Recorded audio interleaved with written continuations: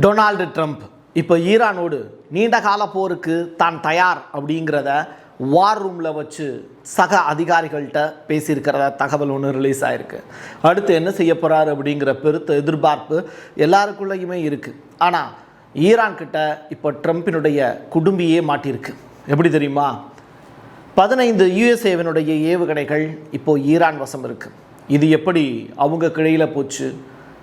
இந்த 3 வார கால போர் அப்படின்னு நடந்ததில்ல, அதில் அமெரிக்கா விட்டுட்டு போன மிச்ச எச்சங்கள் தான் இப்போ அவங்களுக்கே எமனா மாறி இருக்கு. டீட்டெயிலாக பேசுவோமா?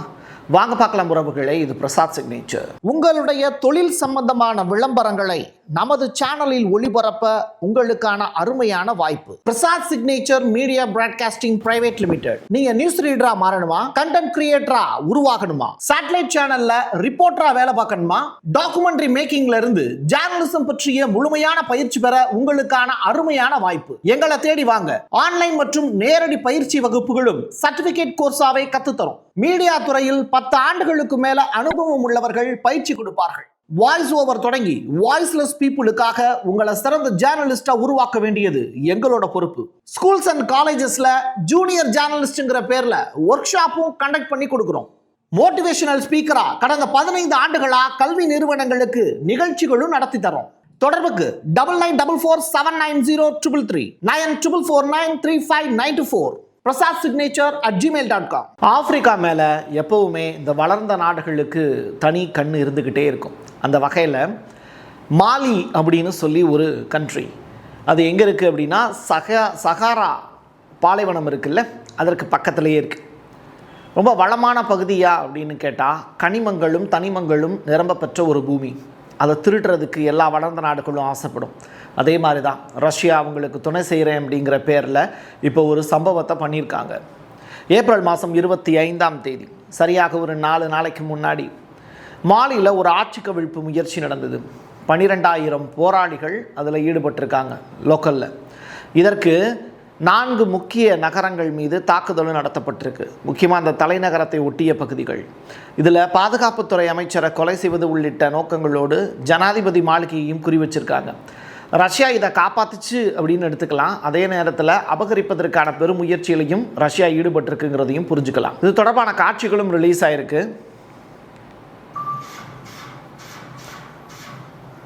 வான்வெளியிலேருந்து எப்படி ஒரு முக்கியமான பிரதேசங்களை அட்டாக் பண்ணுறாங்க அப்படிங்கிறத உங்களால் பார்க்க முடியும். எப்படி பிளாஸ்ட் ஆகுது பாருங்கள். ஆட்சியாளர்களுக்கு ரஷ்யா பாதுகாப்பு கொடுக்குது. கிட்டால் அப்படின்னு சொல்லி அங்கே இருக்கக்கூடிய ஒரு நகரம் 24 மணி நேரத்திற்கு மேலாக நீடித்த ஒரு கடுமையான சண்டை. ஆப்பிரிக்க கார்ப்ஸ் அப்படிங்கிற அந்த படையினர் இந்த தாக்குதலை முறியடிச்சதா மாஸ்கோ இப்போது தெரிவிச்சிருக்காங்க. இந்த சண்டையில் 2500க்கும் மேற்பட்ட போராளிகள் கொலை செய்யப்பட்டிருக்காங்க. 102 வாகனங்கள் அளிக்கப்பட்டிருப்பதாக ரஷ்யா சைட்லேருந்து ரிப்போர்ட் ஃபைல் ஆயிருக்கு. இந்த தாக்குதலில் வெளிநாட்டு பயிற்சியின் ஈடுபாடு இருந்ததாகவும் குற்றம் சாட்டியிருக்காங்க. ஸோ ரஷ்யாவினுடைய கட்டுப்பாட்டில் இருக்கக்கூடிய மாலியை தகர்த்தெறிவதற்கான பெரும் முயற்சிங்கிறது நடத்தப்பட்டிருக்கு. ட்ரம்ப் யூகேவினுடைய மன்னர் யார், சார்லஸ், அவரோடு ஒரு 4 நாட்கள் ஸ்பெண்ட் பண்ணுறார். பல்வேறு நிகழ்வுகளையும் கலந்துக்கிறாங்க. அப்போது ஒரு இரவு விருந்து ஒன்று நடக்குது. ரைட்டா? சாப்பாடு தான், வேற என்ன. நாங்கள் மத்திய கிழக்கில் சில நடவடிக்கைகளை மேற்கொண்டு வருகிறோம் அப்படிங்கிற ஸ்டேட்மெண்ட்டை யார்கிட்ட சொல்லி புரிய வைக்கிறாரு? யூகேவினுடைய மன்னர்கிட்ட சொல்லி புரிய வைக்கிறாரு.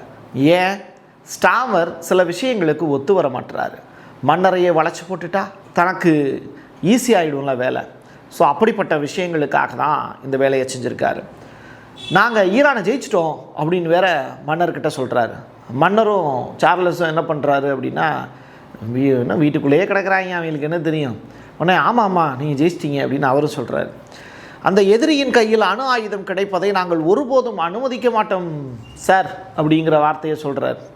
உடனே ஆமாம்மா நீங்கள் சொல்கிறது சரிதான் அப்படின்னு சார்லஸும் தலையாட்டுறார். யார்? ஈரானை பற்றி தான் 2 பேரும் பேசிக்கிட்டு இருக்காங்க. அப்போது உங்களுடைய அந்த லைஃப் ஸ்டைலில் எப்ஸ்டீன் ஃபைல்ஸோடு சேர்த்து கூடுதலாக யாரை பற்றி அதிகமாக கவலைப்படுறீங்க? ஈரானை பற்றி தான் அதிகமாக கவலைப்படுறீங்கிறது இதிலேருந்து புரியுது. என்கிட்ட ஆயுதம் கிடையாது அப்படின்னு நினச்சிக்கிட்டு எதிரிகள் என்னை அட்டாக் பண்ண வர்றாங்க. என்னையை விட வலிமையான ஆயுதங்கள் தான் வச்சிருக்கிறதா நினச்சிக்கிட்டு அட்டாக்கும் பண்ணுறாங்க. நம்மளும் திருப்பி அடிக்கிறோம். ஆனால் அடி வாங்கிக்கிட்டு அவங்க என்ன பண்ணுறாங்க, தங்கக்கிட்ட இருக்கக்கூடிய வலிமையான ஆயுதத்தை எப்படி பயன்படுத்துறதுன்னு தெரியாமல் நம்முடைய நிலத்திலேயே விட்டுட்டு ஓடிடுறாங்கன்னு வச்சுக்கோங்க. இதுதான் அமெரிக்காவினுடைய கதை. GBU-57 இந்த பதுங்குக்குழி பாம் இருக்குல்ல, அது சில பாம் வெடிக்காமலேயே ஈரானுடைய முக்கியமான இஸ்ஃபகான் உள்ளிட்ட பகுதிகளில் அப்படியே கிடக்கு. இது மாதிரி ஒன்று இல்லை 2 இல்லை 15 B2 பாம்புகளுக்கான அந்த மெட்டீரியல்ஸ் எல்லாமே அப்படியே இருக்குங்கிறாங்க. இப்படி உபயோகப்படுத்தப்படாத அந்த மெட்டீரியலை இப்போ ஈரான் கைவசப்படுத்தி அது தொடர்பான ஆராய்ச்சிகள்லையும் ஈடுபட்டிருக்காங்க. மெட்டீரியல் கிடச்சிருச்சு செலவில்லாமல். தொழில்நுட்பமும் எந்த மாதிரியான மெட்டீரியலை பயன்படுத்தியிருக்காங்கங்கிறத வச்சு அதே மாதிரி பேரலாக இன்னொரு மெட்டீரியலையும் உருவாக்கிட முடியும். அப்போது மெக்கானிசம் இங்கே தெரிஞ்சிருச்சு, தயாரிக்கிறது ஈஸி. அமெரிக்கா மாதிரியே GBU-57 ஒன்றை எளிமையாக ஈரானால் இனிமேல் உருவாக்க முடியும். இதுதான் உன்னுடைய ஆயுதத்தையே பிடுங்கி உன்னையவே திருப்பி அட்டாக் பண்ணுறது. அதைத்தான் இப்போ ஈரான் செய்ய போகிறாங்க. இப்போது ஈரானுடைய கடற்படை அதிகாரி IRGC சைட்லேருந்து ஒரு முக்கியமான ஸ்டேட்மெண்ட் ஒன்று சொல்கிறாங்க. ஒவ்வொரு புதிய ஆக்கிரமிப்பு செயலுக்கும் புதிய ஆச்சரியத்தின் மூலியமாக நாங்கள் பதிலடி கொடுப்போம் அப்படின்னு அமெரிக்க அதிபர் டொனால்டு ட்ரம்ப்புக்கே மிரட்டல் விடுக்கிறாங்க. அமெரிக்காவினுடைய மற்றொரு தவறான கணிப்பு எங்களை இன்னொரு முறை அட்டாக் பண்ணி பார்த்துடலாம் அப்படிங்கிற துணிச்சல் அவங்களுக்குள்ளே இருக்குது. ஏற்கனவே வாங்கின அடி பத்தாதுன்னு மறுபடியும் நீங்கள் வர்றீங்கன்னா அது உங்களுக்கு இந்த எக்ஸ்க்ளமேட்ரின்னு சொல்லுவாங்கல்ல, அது மாதிரியான ஒரு சுச்சுவேஷன் தான் உங்களுடைய கண்கள் விரிந்து பார்க்கக்கூடிய அளவிற்கு சம்பவங்கள் இருக்கும். வாங்கடா பார்த்துக்கலாம் அப்படிங்கிறாங்க. எரிசக்தி சந்தைகளில் ஒரு பெரிய பூகம்பமே ஏற்பட்டிருக்கு.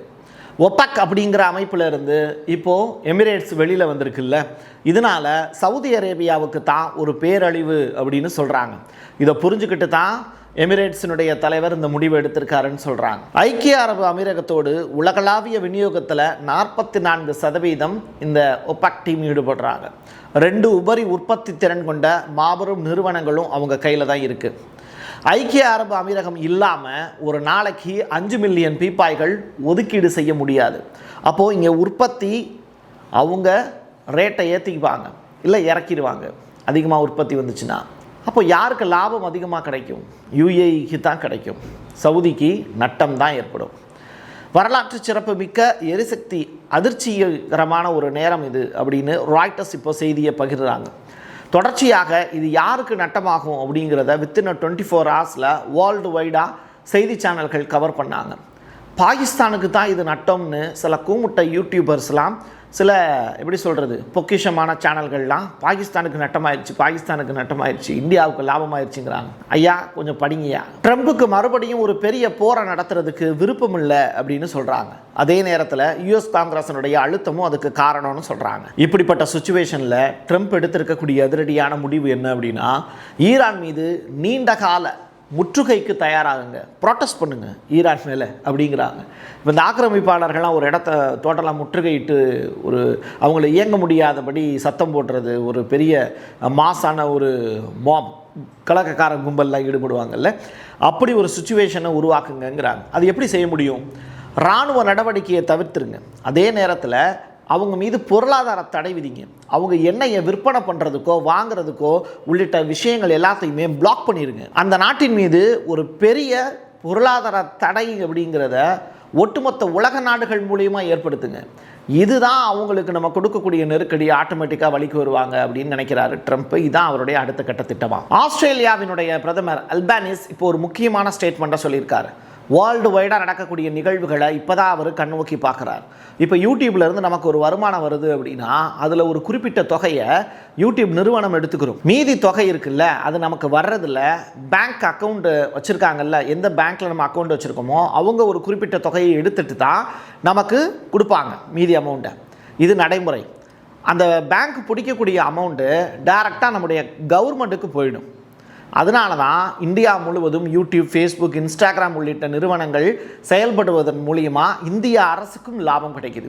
பட் இதை ரொம்ப லேட்டாக புரிஞ்சுக்கிறாங்க அல்பானிஸ். இப்போ தான் இந்த 14 வயதுக்கு உட்பட்ட குழந்தைகளுக்கெல்லாம் ஆஸ்திரேலியாவில் சோஷியல் மீடியா பயன்படுத்துறதுக்கு தடைன்னு சொல்லியிருந்தாங்க. இதை பற்றின ஒரு மீட்டிங் நடக்கும்போது தான் அவர் சில விஷயங்களை தன்னுடைய சகாக்கள்கிட்ட இருந்து தெரிஞ்சுக்கிறாரு. இவ்வளவு ரெவன்யூ இந்த சோஷியல் மீடியாவிலேருந்து வருது, அவங்க நம்ம கிளைம் பண்ணாமல் இருக்கோம், இப்போ கூகுள்கிட்ட கிளைம் பண்ணாமல் இருக்கோம், ஃபேஸ்புக்கிட்ட நம்ம கிளைம் பண்ணாமல் இருக்கோம் மெட்டா நிறுவனத்திட்ட அப்படின்னு சில ஐடியாக்களை சொல்கிறாங்க. இதை பார்த்துட்டு வெகுண்டெளிஞ்ச அல்பானிஸ் டப்புன்னு கண்ணை திறந்து ஐ ஓப்பனர் நீங்கள் தானா அது அப்படின்னு சொல்லி இப்போது ஆஸ்திரேலிய பத்திரிகைகளில் அந்த செய்திகளை கொடுக்குறாரு. இந்த பெரிய பெரிய நிறுவனங்கள்லாம் நம்மளை இவ்வளோ நாள் ஏமாற்றிக்கிட்டு இருக்காங்க, நமக்கு அவங்க வரி கட்டி ஆகணும் அப்படிங்கிற புதியதொரு ஸ்டேட்மெண்ட்டு ப்ளஸ் எக்ஸ்ட்ரா சில டேக்ஸையும் அவர் விதிக்கிறதுக்கு பிளான் பண்ணிக்கிட்டு இருக்காராம். ஏற்கனவே நான் சொல்லி இருக்கக்கூடிய செய்திகளில் ஒரு எக்ஸ்ட்ரா ஒரு திணிப்பு ஒன்று திணிக்கிறேன். சீனாங்கிற நாடு ஆப்பிரிக்காவோட ரொம்ப பெரிய அளவில் டைப் பண்ணி வச்சுருக்காங்க. அது மட்டும் இல்லை, எந்தெந்த நாடுகள்லாம் தூதரக ரீதியாக தன்னோட நட்புறவில் இருக்காங்களோ அவங்க எல்லாருக்குமே மே 1 இருந்து வர்த்தகம் பண்ணுறதுக்கான ஃப்ரீ டேக்ஸ் அப்படிங்கிறத அமல்படுத்துகிறாங்க. இதனால் ஆப்பிரிக்காவில் இருந்து சீனாவுக்கும், சீனாவில் இருந்து ஆப்பிரிக்க கண்ட்ரிக்கும் போகக்கூடிய அந்த தொழில்நுட்ப உதவிகள் அப்படிங்கிறது ரொம்ப எளிமையாகும். அதே நேரத்தில் பொருட்களும் அதிகமான அளவில் சேல்ஸ் ஆகும், வருமானமும் கிடைக்கும். ஆனால் இதில் தைவான் அப்படிங்கிற நாடை சீனாவோடு சேர்ந்தது அப்படிங்கிறத அங்கீகரிக்க மறுக்கிறாங்க இந்த எஸ்வாடினி அப்படிங்கிற நாடு. இந்த நாட்டுக்கு மட்டும் வரி விதிப்பேன் அப்படின்னு சொல்கிறாங்க சீனா. காரணம் என்ன? தைவானை இன்னமும் சீனாவினுடைய ஒரு பகுதி தான் அப்படிங்கிறத எல்லாரும் நம்புங்கிறாங்க. ஆனால் ஜப்பானும் அமெரிக்காவும் அதுக்கு குடைச்சல் கொடுக்குதுங்கிறது உங்களுக்கே தெரியும். ஒரு பெரிய பணக்கார ஒருத்தன் இருக்கான் அப்படின்னா அவன் தாங்கிட்ட இருக்கக்கூடிய பணத்தை மொத்தமாக முடக்கினாலும் சரி விற்றாலும் சரி அவனுக்கு பெருசாக லாபமோ நட்டமோ அவனுக்கு ஏற்பட போகிறது கிடையாது. ரெண்டாவது, அது மூலிமா ஏதாவது ஒரு நட்டம் ஏற்பட்டுச்சுன்னா அதை ஒரு குறிப்பிட்ட ஆண்டுகளுக்கு தாங்கக்கூடிய அளவிற்கு அவன்கிட்ட சக்தி இருக்கும். பட் ஏழைகளுக்கு அப்படி கிடையாது. இதுதான் இந்த ஒபக் டீமில் இருந்து UAE வெளியில் ஏறி இருக்குல்ல, அதன் மூலிமா நடக்கக்கூடிய விஷயங்கள். அப்போது இந்த ஒபக் டீமில் ஒபக் ப்ளஸ் டீமில் இருக்கக்கூடிய மீதி 23 நாடுகள் இருக்குது. ஒபக் ப்ளஸ் ரெண்டுலையும் சேர்த்து 12 + 12. அதில் தான் UAE இப்போ வெளியேறிட்டாங்க. இப்போது இது வெளியேறினதுனால இது ட்ரம்ப்புக்கு கிடைத்த பெரிய வெற்றி அப்படிங்கிறாங்க கார்டியன். நான் முதல்ல சொன்ன வார்த்தையோடு இதை கம்பேர் பண்ணி பாருங்கள். எமிரேட்ஸ் ரொம்ப செல்வந்தமான நாடு. ஆனால் இதில் ஆப்பிரிக்க நாடுகளும் இந்த ஒபக் ப்ளஸ் டீமில் இருக்காங்க. அவங்களுக்கு தான் இதில் பாதிப்பாகும். ஸோ ட்ரம்ப்பினுடைய இந்த மூவ் அப்படிங்கிறது கச்சா எண்ணெயினுடைய ரேட் அடியோடு கீழே சாயறதுக்கும் வாய்ப்பு இருக்குது. ஒய்யாரமாக போய் உட்காந்து நம்ம வாங்கவே முடியாத அளவிற்கும் கொண்டு போய் உட்கார வைப்பாங்க. இதுதான் அடுத்தடுத்த ஆண்டுகளில் நடக்க போகுது UAE ஒபக் டீம்லேருந்து வெளியேறினதுனால. இதை தெளிவாக நீங்கள் புரிஞ்சிருப்பீங்கிறத நம்புகிறேன். என் கையெழுத்து என் மக்களுக்கானது உறவுகளை மீண்டும் ஒரு பதிவில் சந்திக்கலாம். நன்றி, வணக்கம். உங்களுடைய தொழில் சம்பந்தமான விளம்பரங்களை நமது சேனலில் ஒளிபரப்ப உங்களுக்கான அருமையான வாய்ப்பு. Prasad signature media broadcasting private limited. நீங்க நியூஸ் ரீடரா மாறணுமா, கண்டென்ட் கிரியேட்டரா உருவாகணுமா, சேட்டலைட் சேனல்ல ரிப்போர்ட்டரா வேலை பார்க்கணுமா, டாக்குமெண்ட்ரி மேக்கிங்ல இருந்து ஜேர்னலிசம் பற்றிய முழுமையான பயிற்சி பெற உங்களுக்கான அருமையான வாய்ப்பு. எங்களை தேடி வாங்க. ஆன்லைன் மற்றும் நேரடி பயிற்சி வகுப்புகளும் சர்டிபிகேட் கோர்ஸாவே கத்துத்தரும். மீடியா துறையில் 10 ஆண்டுகளுக்கு மேல அனுபவம் உள்ளவர்கள் பயிற்சி கொடுப்பார்கள். வாய்ஸ் ஓவர் தொடங்கி வாய்ஸ்லெஸ் பீப்புளுக்காக உங்களை சிறந்த ஜேர்னலிஸ்டா உருவாக்க வேண்டியது எங்களோட பொறுப்பு. ஸ்கூல்ஸ் அண்ட் காலேஜஸ்ல ஜூனியர் ஜேர்னலிஸ்ட்ங்கிற பேர்ல ஒர்க் ஷாப்பும் கண்டக்ட் பண்ணி கொடுக்கிறோம். மோட்டிவேஷனல் ஸ்பீக்கரா கடந்த 15 ஆண்டுகளா கல்வி நிறுவனங்களுக்கு நிகழ்ச்சிகளும் நடத்தி தரோம். தொடர்புக்கு 9944790333 94493594 prasad signature@gmail.com.